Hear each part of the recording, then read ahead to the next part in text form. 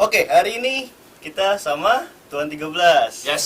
1-2 tahun aku tetap hip hop, 3-4 tahun aku tetap hip hop, 5-6 tahun aku tetap hip hop, 7 sampai mati aku tetap hip hop.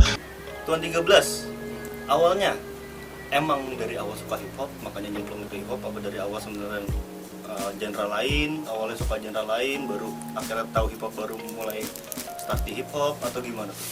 Gue kalau ngomongin musik ya sebenarnya hip hop paling belakang kali ya gue dengerin, paling akhirnya gue nyokot sampai sekarang justru karena hip hop yang paling belakang gue dengerin. Gue suka musik dari keluarga karena memang nyokap gue suka musik, jadi kalau dia lagi karaokean nyanyi di Purple, Led Zeppelin gitu-gitu kan, akhirnya kalau model gue adalah abang gue dengerin The Slang, dengerinnya Guns N' Roses, yaudah akhirnya apapun yang abang gue dengerin itu gue dengerin. Jadi gue suka musik justru basicnya bukan dari hip hop, tapi begitu gue mulai main musik, gue maininnya hip metal pada era itu. Gue mainin hip metal, gue mainin hardcore, gue mainin Biohazard, sampai akhirnya gue sampai sekarang suka banget sama Korn. Tanda tangan gue masih Korn sampai sekarang. Karena gue jadi pas gue ngeband tuh gue main gitar bawainnya Korn. Habis itu Korn ada satu album judulnya Follow the Leader, ada satu lagu judulnya Children of the Corn, dan itu featuringnya sama Ice Cube. Begitu gue denger lagu ini, orang kok maksudnya gue udah tahu hip hop, gue udah tahu di lokal ada pesta rap, tapi gue nggak kayak oh yaudah, gue belum kayak baru sekedar dengerin, hati gue belum kesana gitu. Nah setelah gue dengerin lagu itu kayak anjir ini kok menarik banget ya. Gue pikir hip hop cuma bisa ada di ketukan beat hip hop aja, tapi begitu ada di lagu Korn kayak wah ini ternyata bisa cross genre kayak gini, asik banget. Sampai abis itu nongol Limp Bizkit, nongol Linkin Park, makin matang tuh gue, wah nge-rap bisa asik ini ya. Gue kayak pas ketemu hip hop nggak tahu, kayak hip hop tuh empowering gue aja gitu. Kayak kalau kasarnya gue lembek sebelumnya, pas gue ketemu hip hop kayak ayo deh gue siap deh gitu. Kalau kayak hip hop tuh ngasih gue power kayak gitu, sampai akhirnya ya udah gue coba nge-rap dan berjalan lah sampai sekarang. Awalnya susah ya? Gue rasa semuanya pasti awalnya susah sih men. Semua hal. Masak telur pun awalnya susah kalau kita nggak tahu kan. Ya maksud gue kalau misalkan untuk kehidupan dalam bekerja formal sama industri entertainment seperti ini, kalau menurut lu susah mana bang? Untuk start?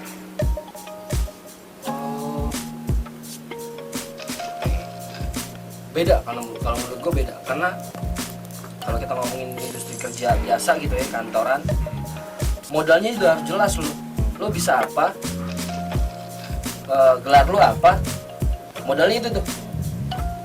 Nah kalau di industri kreatif menurut gue kebalik, kita jalannya sambil belajar, tapi mentalnya sekuat apa. Betul. Gitu. Jadi modalnya dimulai begitu lu jalan.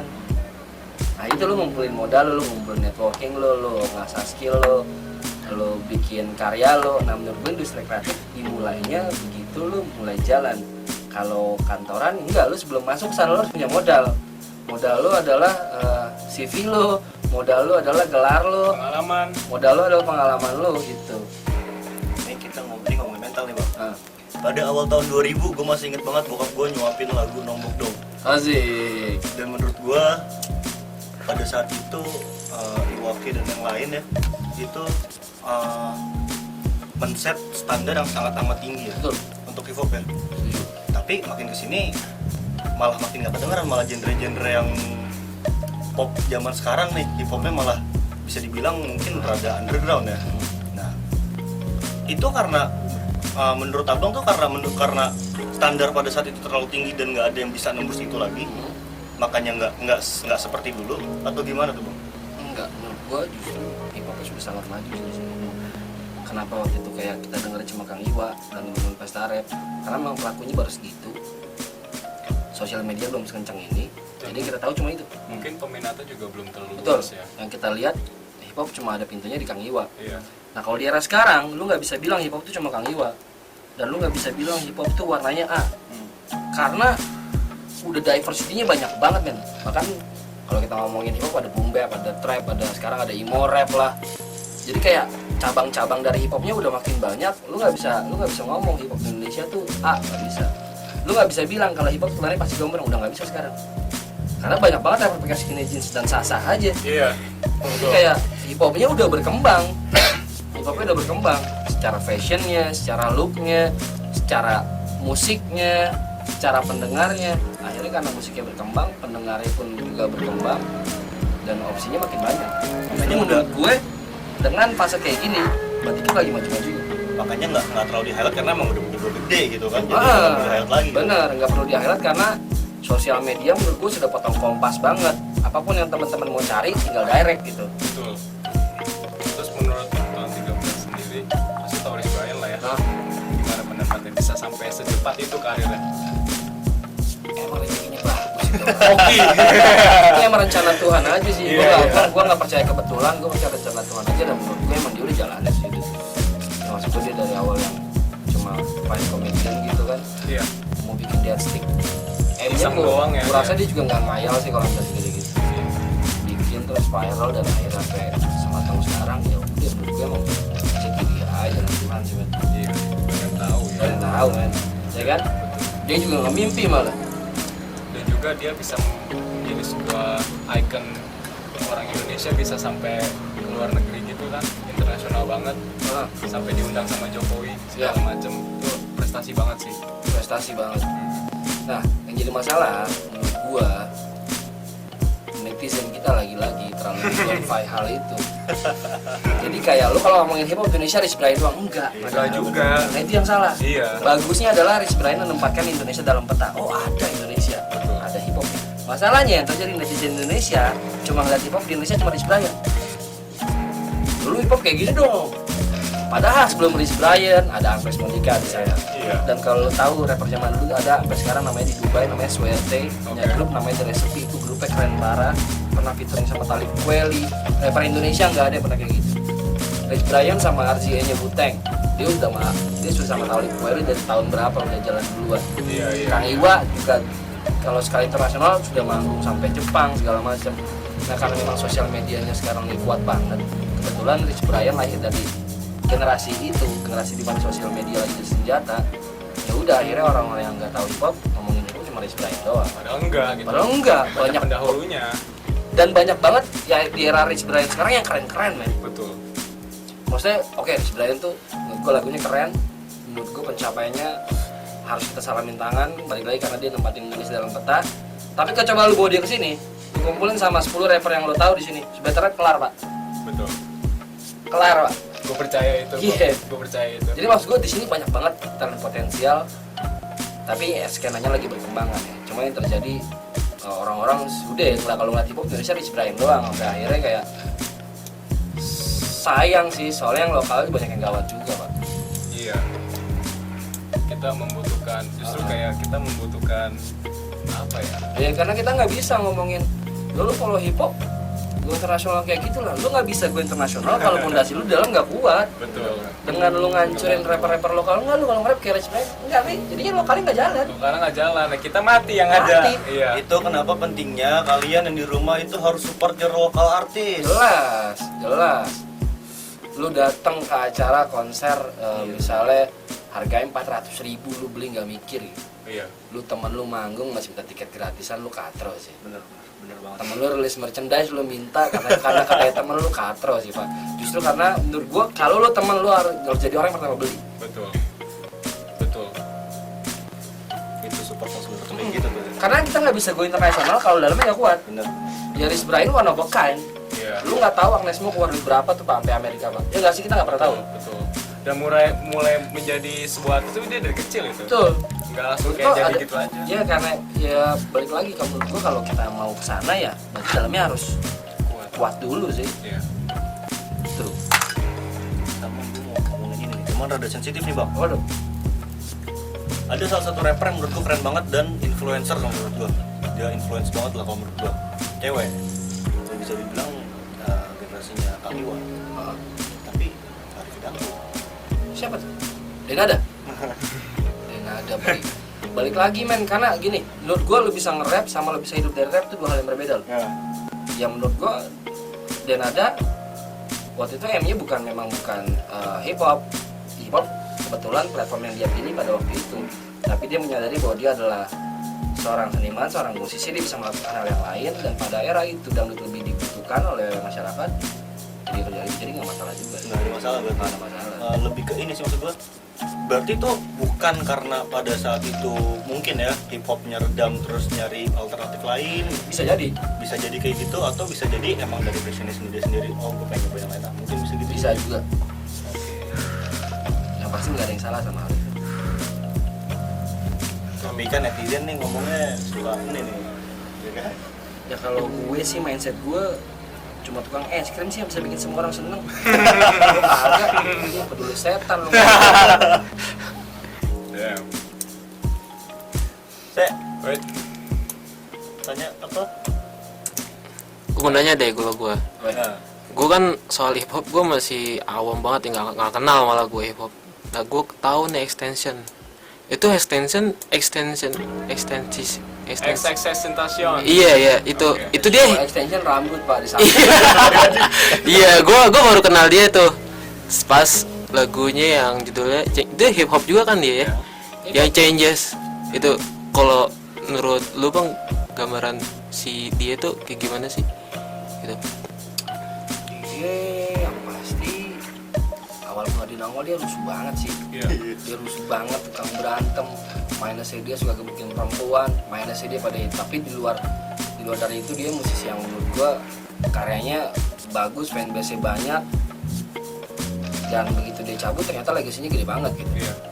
Jadi kalau menurut gue balik lagi ke selera sih, karena kayak gue bilang tadi, kita nggak bisa bilang hip hop tuh sekarang A atau B atau C, pilihannya udah banyak banget.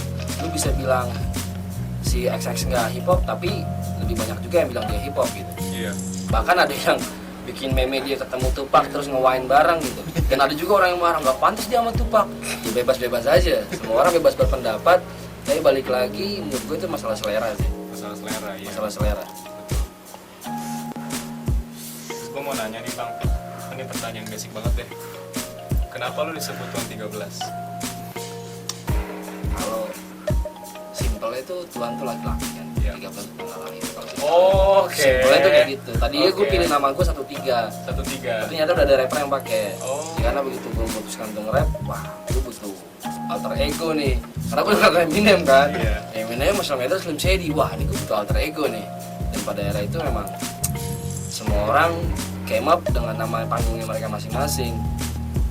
Ada dulu Hafid Prakasya jadi Lazy P, terus jadi Lace gitu kan. Lace. Banyak banget gitu orang, semua orang pakai nama panggung. Akhirnya gue memilih Tuan 13 sebagai nama karena emang jadi kalau secara simpelnya Tuan tuh laki-laki, 13 tuh tanggal lahir gitu. Kalau secara filosofi musik sih 13 kan punya image buruk ya. Tapi nggak juga ya. Itu terjadi di masyarakat kita men. Oh, Ya kalau nggak ada Friday 13 kan. dari 13. Ya kan kasarnya emang 13 tuh Membawa sial. iya kasarnya lu di lift juga nggak ketemu, ya kan nomor kamar nggak ada kan kasar gitu. Oke. Nah gue pengen ngebalikin hal yang orang-orang bilang buruk jadi sesuatu yang positif lewat musik yang gue kasih sih. Jadi kalau besok orang ngomongin 13 nggak serem lagi, asik men 13 men. Itu gue Ini 13. Iya. Iya. pengen berubah perspektif lah ya. Doi. Apa lagi ya? Paling gue ini sih terakhir nih bang, basic juga nih pertanyaan nih. Gimana caranya buat orang-orang di luar sana yang lagi ngejar passion mereka dalam dunia musik, termasuk kita nih saya, Iya.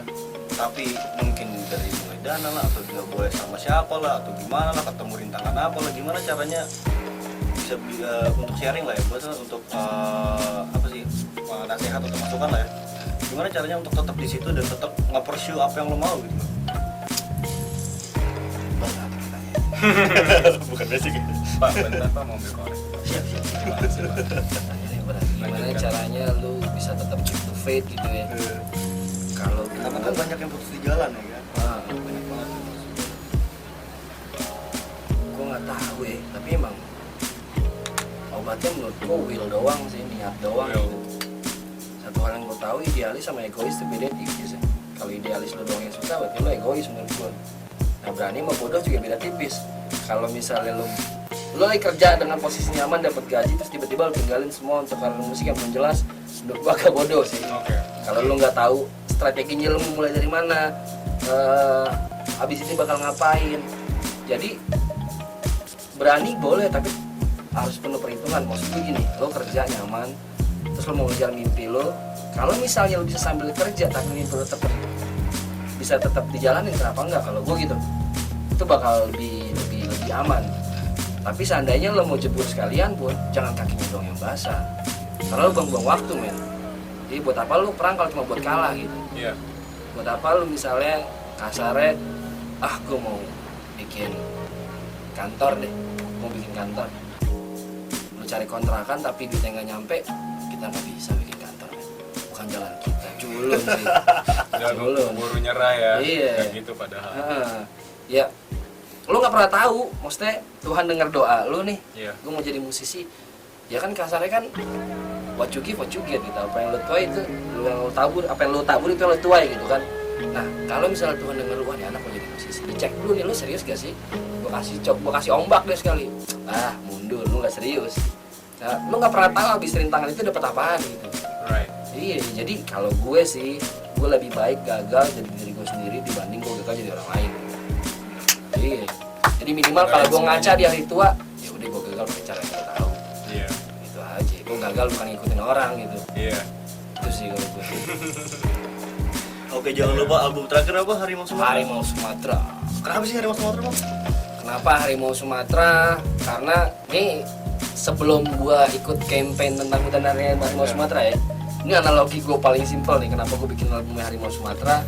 Karena gue orang Sumatera satu, dan kalau kita ngomongin Sumatera banyak banget aspek-aspek kulturalnya. Salah satunya ada binatang, di situ ada harimau Sumatera. Nah, harimau Sumatera itu predator puncak. Kalau lihat album ini tadinya mindset gue adalah gue ini predator puncak.